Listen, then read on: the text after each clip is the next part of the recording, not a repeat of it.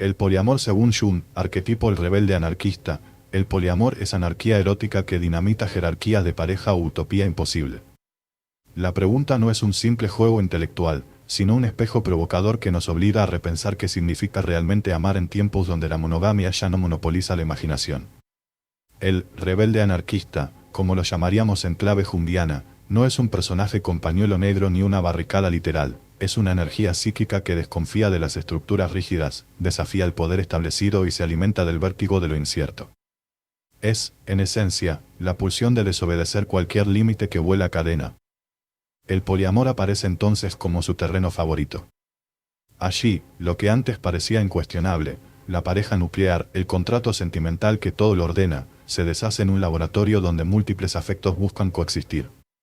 Pero en esa proliferación de vínculos, el rebelde anarquista no se disuelve, al contrario, se multiplica. Cada relación, cada pacto, cada intento de acuerdo abre una nueva oportunidad para dinamitar jerarquías y poner a prueba la elasticidad del deseo humano. El choque es inmediato, mientras el poliamor intenta ofrecer una narrativa de libertad y cuidado, el rebelde anarquista susurra que ninguna estructura, ni siquiera la más inclusiva, está libre de contradicciones. ¿Acaso no late en todo vínculo el germen de la rebelión contra su propio orden? Así, el poliamor se convierte en un escenario privilegiado donde el viejo sueño romántico se reescribe con tinta contestataria, y el amor, lejos de ser un Edén estático, se vuelve terreno de experimentación constante. Pero, ¿no es acaso el anarquismo emocional una paradoja en sí misma? ¿Cómo sostener una libertad absoluta entrelazada con el deseo de vínculos duraderos, cuando el impulso rebelde parece erosionar cualquier promesa de estabilidad? El poliamor, lejos de ser el apacible refugio que muchos suponen, se revela como campo minado, cada acuerdo se negocia sobre arenas movedizas, cada certeza es provisional, y el rebelde anarquista se echa incluso en los rincones más bien intencionados. El tema, entonces, no es simplemente la multiplicidad de amores, sino el modo en que esa multiplicidad desafía, y a la vez reproduce, la tensión entre orden y desorden. En el laboratorio poliamoroso, el rebelde anarquista no pide permiso, sacude, interroga, incomoda. A veces parece liberador, otras veces desgastante, pero siempre obliga a preguntarse si es posible amar sin amurallar el corazón. Esta introducción propone el dilema con una promesa: al adentrarnos en el poliamor, lo que está en juego no es solo la cantidad de vínculos, sino la posibilidad misma de que el amor sea una revolución perpetua o una utopía siempre postergada. El resto es apenas el preludio del incendio. Para comprender cómo el arquetipo del rebelde anarquista ha moldeado las ideas de amor y pareja, conviene retroceder en el tiempo. Desde los albores de la humanidad, las historias de amor han sido también relatos de insumisión. Mucho antes de que existiera la palabra poliamor, los mitos ya recogían la fascinación por romper reglas y desafiar la moral dominante. Pensemos en Afrodita y Ares, en Tristán e Isolda, en los amores prohibidos de tantas culturas. Siempre hubo, agazapada, una voz que susurraba que el deseo no se deja domesticar tan fácilmente. Esa voz es el eco primitivo del rebelde anarquista, no busca simplemente más placeres, sino la experiencia de desafiar lo que otros llaman normalidad. El paso de los siglos trajo consigo un nuevo orden. La monogamia, hija predilecta de las religiones y los estados, fue adoptando el papel de domesticadora universal. No solo organizó la herencia y la descendencia, sino que propuso una narrativa totalizadora: el amor verdadero es único, exclusivo y eterno. Bajo ese relato, el rebelde anarquista no desapareció, fue simplemente disfrazado. Se infiltró en la literatura clandestina, en las leyendas urbanas, en los susurros de las alcobas. La represión nunca logró extinguirlo, apenas consiguió maquillarlo de culpa, vergüenza o pecado. La monogamia, en su afán de imponer orden, se convirtió en una fortaleza con murallas altas y puertas blindadas. Quien intentaba franquear esos límites era tildado de traidor, inmaduro o irresponsable. El arquetipo del rebelde anarquista fue así reducido a la caricatura del infiel o del aventurero, despojándolo de su dimensión más profunda, la necesidad de cuestionar todo sistema que limite el flujo natural de los afectos. En ese contexto, la disidencia amorosa era el murmullo persistente de una insatisfacción estructural. Pero el poliamor irrumpe como una herejía organizada, una disidencia que deja de ser marginal para convertirse en laboratorio social. Lo que la monogamia intentó soterrar, el poliamor lo expone sin anestesia. El rebelde anarquista deja de esconderse para desplegarse en toda su potencia. En lugar de un único objeto de deseo, Ahora hay múltiples, en vez de una sola regla, proliferan los pactos, las renegociaciones, las excepciones. Pero, paradójicamente, cuanto más se multiplica la oferta amorosa, más evidente se vuelve la dificultad de contener el impulso rebelde. La anarquía no es ausencia de orden, sino exceso de preguntas. El poliamor no elimina la necesidad de negociar, la radicaliza. Cada vínculo es una frontera a debatir, cada límite una imitación a ser discutido. El rebelde anarquista se amplifica, contagiando a todos los participantes. Nadie puede asumir que sus deseos serán interpretados del mismo modo, ni que sus necesidades serán idénticas mañana. El ideal de la libertad total choca, una y otra vez, con la inercia de los celos, la inseguridad y la compulsión por definir qué somos. Así, lo que parecía una utopía de vínculos libres se convierte en una asamblea interminable donde el arquetipo rebelde, lejos de apaciguarse, se vuelve omnipresente. Y, sin embargo, el poliamor muestra lo que la monogamia ocultaba, que la insumisión amorosa es inestirpable. Ningún acuerdo es definitivo, ninguna estructura es intocable. Donde la monogamia domesticaba y archivaba al rebelde anarquista bajo llave, el poliamor lo exhibe y lo multiplica. La paradoja es evidente: cuanto más se intenta reglamentar la diversidad, más se evidencia la incapacidad del amor para someterse a manuales. El arquetipo, en vez de apagarse, se enciende como una alarma persistente. Lo que parecía libertad total se revela, quizás, como el arte de navegar contradicciones sin mapa. Adentrarse en la dinámica poliamorosa equivale a sumergirse en una ingeniería compleja donde las piezas nunca encajan del todo, porque el rebelde anarquista, en vez de ofrecer estabilidad, actúa como un ácido constante que corroe cualquier certeza. En el laboratorio poliamoroso, el dilema no es únicamente quién ama a quién, sino cómo se soporta el vértigo de los límites siempre en movimiento. La promesa de multiplicar afectos y repartir libertad choca con el hecho crudo de que, por más contratos y acuerdos, el deseo se cuela como un polizón, desobedece lo pautado, experimenta con lo prohibido y busca la excepción en la regla más flexible. El poliamor, lejos de garantizar paz, funciona como un gran detector de contradicciones. Una metáfora podría ser la de una orquesta sin director. Cada instrumento interpreta la partitura según su propio pulso, pero el resultado no es necesariamente caos. Puede ser, si hay maestría colectiva, una armonía tensa, vibrante, jamás definitiva. Así, cada persona en un entramado poliamoroso asume el doble papel de compositor y ejecutante, obligado a negociar constantemente qué nota dejar sonar y cuál silenciar. El rebelde anarquista es la disonancia inevitable, el acorde que interrumpe la melodía previsible para recordar que la armonía no se impone, sino que se negocia una y otra vez. Sin embargo, cuando la negociación se eterniza, el deseo de libertad puede volverse agotador y la anarquía emocional, en vez de ser liberación, se transforma en una paradoja laboriosa. Surgen entonces las tensiones más agudas. ¿Hasta qué punto es posible confiar en que el acuerdo tácito de libertad será respetado, si el arquetipo rebelde está siempre tentado de buscar una excepción, un resquicio, un atajo? El poliamor, que presume de transparencia y honestidad, a menudo se convierte en un ejercicio interminable de traducción. Lo que para uno es autonomía, para otro puede ser abandono; lo que parece cuidado para algunos, es control para otros. Así, la estructura poliamorosa, en su intento de superar las jerarquías, corre el riesgo de reinventar otras, más sutiles pero igual de firmes. Un ejemplo conceptual puede aclarar este juego de sombras. Imaginemos un grupo donde todos acuerdan que los celos serán discutidos y no reprimidos, que la autonomía será celebrada y la exclusividad cuestionada. Sin embargo, en la práctica, el deseo de singularidad se filtra. Alguien reclama atención especial, otro teme ser desplazado, otro más interpreta la horizontalidad como desinterés. El rebelde anarquista, que parecía el héroe de la liberación afectiva, empieza a operar como saboteador, pone en duda las reglas, explora los vacíos del sistema, en su afán de no ser domesticado, expone la fragilidad de cualquier ordenamiento colectivo. La paradoja es que el poliamor obliga a una gimnasia intelectual permanente. El deseo de no replicar la monogamia, de no construir nuevas jerarquías, tropieza con el hecho de que cualquier estructura, por más fluida, tiende a producir sus propias zonas de poder y sus márgenes de exclusión. En vez de erradicar el conflicto, el poliamor lo multiplica. Ahora no es uno contra uno, sino varios contra varios, en una danza perpetua donde el rebelde anarquista es tanto instigador como testigo. Negociar con este arquetipo implica aceptar que la anarquía no es el fin de los acuerdos, sino el inicio de una negociación sin tregua. Y aún así, cada negociación renueva la pregunta sobre el precio de tanta libertad. En el trasfondo de esta arquitectura emocional, late la sospecha de que el rebelde anarquista no es solo un factor externo, sino una dimensión interna de cada participante. No es un enemigo a derrotar, sino una fuerza que exige reconocimiento. En la práctica, esto se traduce en dilemas interminables. ¿Es posible delimitar la libertad propia sin restringir la ajena? ¿Hasta qué punto la autenticidad justifica la incomodidad del otro?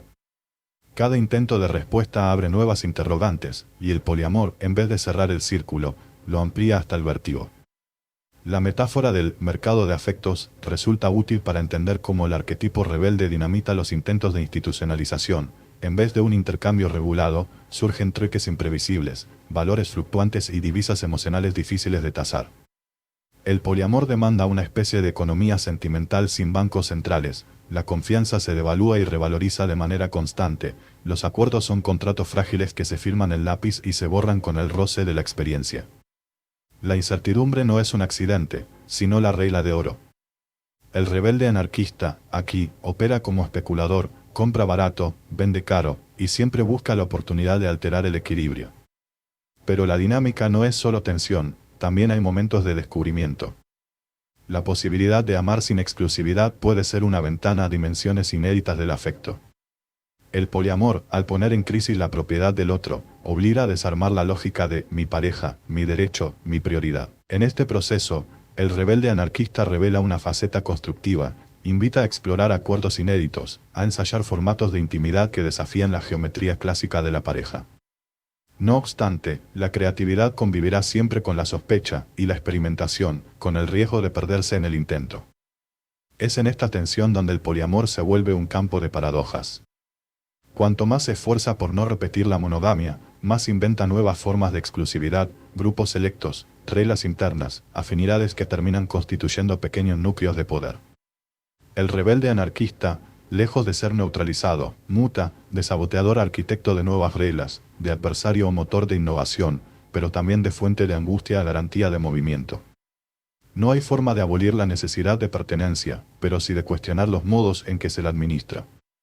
Así, negociar con el rebelde anarquista en el poliamor no es asunto de una sola conversación, sino un trabajo ininterrumpido.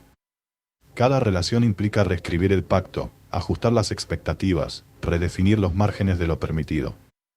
El resultado es un caleidoscopio afectivo en el que las piezas nunca terminan de encajar y donde el riesgo de la anarquía es el precio de la autenticidad. Lo que se gana en libertad se paga en incertidumbre, lo que se celebra como emancipación suele venir acompañado de una cuota de soledad. El poliamor, en definitiva, convierte la vida amorosa en una zona experimental donde el rebelde anarquista nunca descansa, siempre propone una pregunta más, y transforma el amor en una paradoja viviente, tan agotadora como fascinante. Llevar el dilema del poliamor al extremo es poner el arquetipo del rebelde anarquista en el centro de la escena y dejarlo jugar sin restricciones. ¿Qué ocurre si esa pulsión de desobediencia, ese apetito por dinamitar jerarquías, se convierte en el principio rector de todas las dinámicas afectivas? El laboratorio poliamoroso, antes promesa de armonía experimental, deviene campo de batalla perpetuo. Cada vínculo se examina bajo la sospecha de que cualquier estructura, por flexible que sea, será finalmente desafiada. El poliamor se transforma, entonces, en un experimento de libertad sin garantías, donde la anarquía erótica se vuelve la única constante y la seguridad un lujo extinto. En ese escenario, la utopía poliamorosa comienza a fracturarse.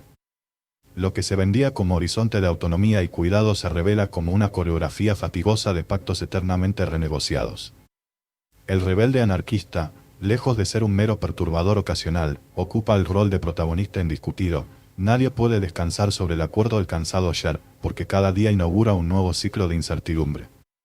La horizontalidad soñada se convierte en una pendiente resbaladiza donde incluso los vínculos más sinceros deben revalidarse a cada paso. El poliamor, llevado a su extremo, amenaza con vaciar de sentido las propias reglas que lo sostienen. En este punto, la pregunta es si el poliamor es realmente una alternativa nueva o apenas el enésimo campo de batalla de los viejos conflictos humanos. ¿Acaso no se cuela, bajo el disfraz de la libertad, la misma lucha de poder, el mismo deseo de ser preferido, la misma fragilidad de siempre? El rebelde anarquista no trae la paz, solo evidencia, con implacable lucidez, que la anarquía es menos un destino que una condición recurrente. El contraste entre la utopía ideal y la irrupción inevitable del arquetipo rebelde es, quizás, la paradoja más filosa del poliamor. Por un lado, la promesa de vínculos horizontales y afectos múltiples se presenta como el antídoto perfecto contra las viejas jerarquías de la pareja tradicional. Por otro, la experiencia diaria revela que el deseo de subvertir el orden nunca se sacia del todo. Apenas se derriba una estructura, aparece la tentación de crear otra, igual de excluyente pero con ropajes más modernos. El poliamor, entonces, no escapa al destino de todo sistema, lucha por evitar la tiranía y termina atrapado en nuevas rutinas de poder y resistencia.